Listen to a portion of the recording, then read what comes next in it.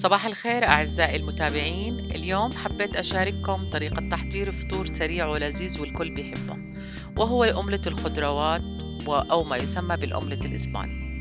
الكمية المحضرة هون لشخصين، وبتتكون من 3 بيضات، بصل، بندورة، فلفل حلو، مشروم طازج، فلفل حر لمحبين الأكل الحار، وتركة اختياري. كل المكونات السابقة رح ناخد منها معلقة كبيرة ولازم تكون مقطعة ناعم. للحشوة رح نحتاج جبنة تشيدر، وللزينة بصل أخضر مقطع ناعم. الفيديو سريع بسيط قصير، استمتعوا بمشاهدته واستمتعوا من طريقة العمل، وصحة ومية هنا.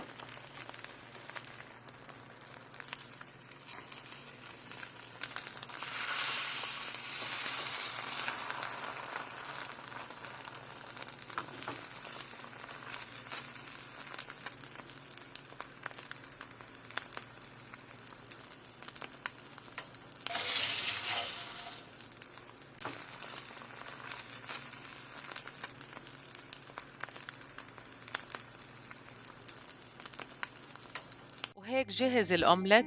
رح أقدمه في طبق مع التوست والزبدة والمربى وشرائح التركي مع البندورة الكرزية وعصير البرتقال. أرجو أنكم تكونوا استمتعتوا بمشاهدة الفيديو. ما تنسوا عمل لايك ومشاركة الفيديو مع الأصدقاء، والمشاركة في القناة للزوار الجدد، وتفعيل الجرس حتى يصلكم مني كل جديد. صحة وميت هنا.